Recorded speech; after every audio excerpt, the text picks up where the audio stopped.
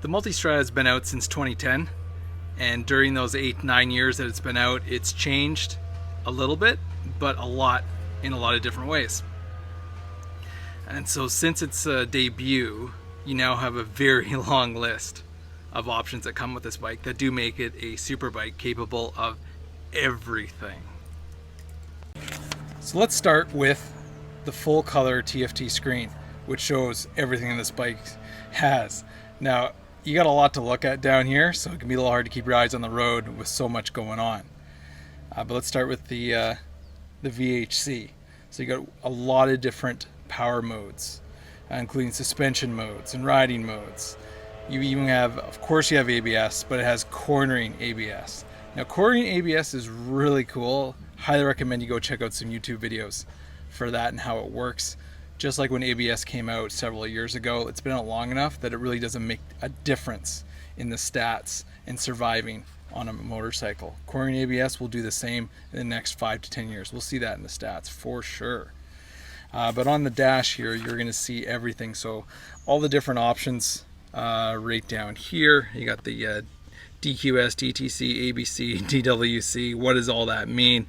You got the quick shift, the traction control, ABS, and the DWC is the wheelie control. So you got level 6 here, which means you can pretty much have this wheel at, let's say, 8 or 9 o'clock in the air, and then it'll bring it back down for you.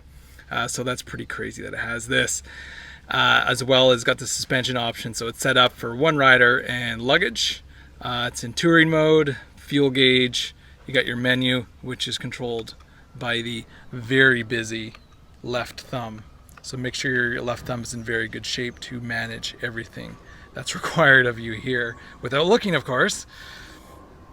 Back to the dash. You've got your miles per gallon, the side stand warning, the clock, and it's got the RPM. So as the RPM revs up, the numbers get bigger there. And a lot of people's favorite, the gear indicator, because you just got to know what gear you're in. So this has the Skyhook suspension, which gives you several different riding modes: passenger, touring, sport. So you really get to choose on what kind of riding that you want to do. And so there's less need to get it really tuned up to your height and weight, but always definitely recommend that. But it is a very capable motorcycle with those different suspension options. So I love suspension. Suspension doesn't get nearly enough love on motorcycles. So you will definitely feel very planted on the road at whatever type of corners you get thrown at you. The 2018 Ducati Multistrada 1260S.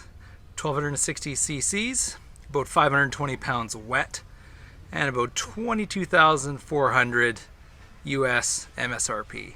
So not a cheap bike by any means, but this bike does everything.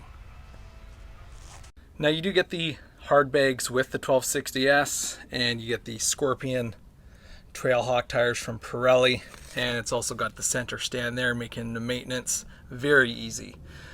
So these are great options to have. The tires are good, not great. They'll do everything you need them to do, but I do find they're a little too aggressive as far as lean angles, so you don't feel as good as you're going through corners. I definitely prefer Michelin's for this on a more of a touring ride, but on the track I prefer Pirelli's in a few different ways. But these tires will do just fine. But if you're going to get really sporty into the corners, it's not a bad idea to check out some Michelin Pilot Roads or the Angel GTs, as those I feel are better tires for sporty riding. But these tires do have a little bit of a dirt blend with them, so if you're doing a little bit of dirt roads, you probably want to keep them. So the 1260S has the Testatretta DVT motor, which gives it another bump in torque in the mid-range. So when you're really hard in the throttle, you're not going to have any lulls in torque whatsoever. So it's a very smooth torque run, considering this is a twin. And so that makes things a lot better for all that mid-range power in the corners. A few other options are the heated grips in multi-levels, depending how cold your hands are getting. They do have the hand guards on there to keep you warm as well. The cruise control is electronic, so you just set the speed and you're good to go, which is great for those long interstates.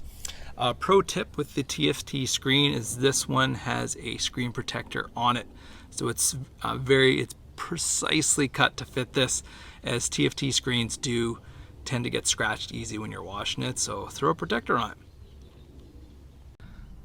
So can the Multistrada really be good at everything?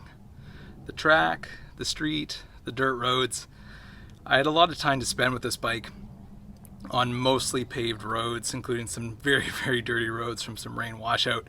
But I rode through Death Valley, the canyons of Utah, and the real tight roads of Yosemite and the Sequoias. And I had a blast. This bike was comfortable all day long. Tons of power, so much fun, smiles through every corner.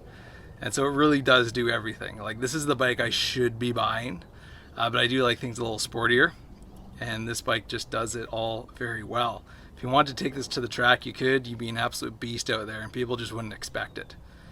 But if you want to just tour on it and enjoy those twisty roads, this is the bike you're going to want to have. Now, the price point is pretty hefty. This model being, $22,400 in US dollars. So I'm from Canada, and that's like 50,000 Canadian. So that's a lot. But I'm sure once you get over the sticker shock or the loan payments, you'd be happy that you're riding it. Another really nice thing about this motorcycle is the maintenance intervals. Every 9,000 miles or 15,000 kilometers, you got to bring it in for a service. So really the only thing you have to do is top up the oil if needed. Ducati is really lengthening their maintenance intervals, which is very nice, because we all know these bikes cost a little bit more to maintain. And if that maintenance interval is really that long and you run it problem free, once you get over the big price, then you're good to go for quite some time. Now, this motorcycle I've been riding has a lot of mods, and a lot of good mods which you should seriously consider doing. So let's take a closer look at the handlebars. Now, the handlebars come with already the built-in signals, which looks really good for visibility as well, but it is a little flimsy. So this one does have the bars right on it, which are kind of the hand guards for the guards. Seems redundant, but it's not. You definitely want to consider this, because if you drop it, I'm sure that's an expensive part to replace. Right behind that is the Pazzo levers, so those are adjustable. You can get them online. There's lots of knockoffs there, but these are the genuine Pazzo levers, which are fantastic for smaller hands, because as we know, motorcycle stock, their levers, they're basically built for people with big hands. So if your hands are in the medium range or Donald Trump size, definitely get your Pazzo levers. This bike's got the Corbin seat, which is gorgeous. Now, you definitely have to pay a pretty penny for this seat. As you can see, the stitching here is top notch. I mean, this thing would look great in a cigar lounge, but it is really comfortable. I think I spent about 400 miles, which is around 600 kilometers, sitting on this, and no problems, no butt fatigue at all, which is very rare. I don't think I've ever had that before. Now, as mentioned before, there is the saddlebags. Those come with the bike. The owner did get the tail bag as well, which is giant. So yeah, you can fit a lot of things in that. So especially from this angle, it looks like there's a planet orbiting this bike. But yeah, you can take everything with you on your ride. So if you want to get the tail bag, it does give you a lot of storage space. As you can see, the passenger can fit on there just fine. But what about the handling while having all this luggage on the bike? It's just fine. Big engine, awesome suspension setup. I never noticed having the bags on the back at all. I'm sure it's lighter without them, but this bike really does not care how much weight you're carrying at all. So the owner also put on the PIA lights, or paellas as I like to call them, but it's actually a pretty good mod.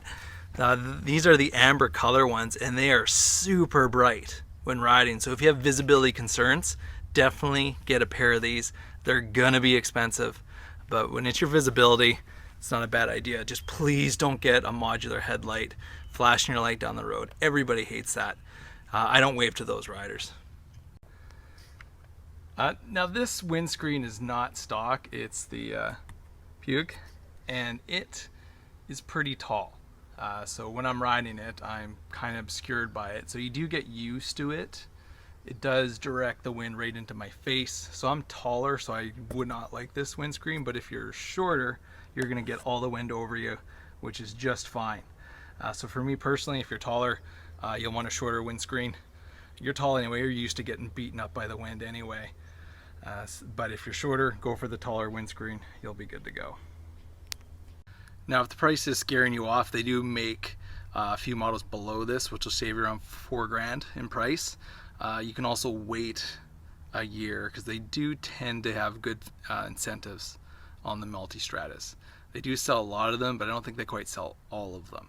So always check for incentives at the end of the year on the models you like. As far as going for some older models, they're still good bikes. It's just Ducati makes them just a little bit better every year. So how tall do you need to be to ride this motorcycle? Really depends on your leg length. But the seat height is around 32 to 33 inches. Maybe a little bit higher if you get the custom seat. But good motorcycle boots and a good 31-inch inseam. So let's say you're 5'9", 5'10", you're good to go. A little bit shorter, then you might be tippy-toeing, which just requires a little bit more balance. So you don't have to be super tall to be super comfortable on the Multistrada. My final thoughts on this bike is go out and buy one. I had a lot of fun on it. I don't like the looks of it that much, but it has definitely been growing on me. I will probably end up on something like this in a couple of years' time, but I know it's not for everyone, especially the sport bike crowd. But if you notice with a lot of sport bikes, or bikes in general, is they're becoming more relaxed seating positions. And even if you're doing a track day and just a bunch of corners, you still find that you still need to be upright a little bit. So being in that really far forward position or just a little bit is a little uncomfortable.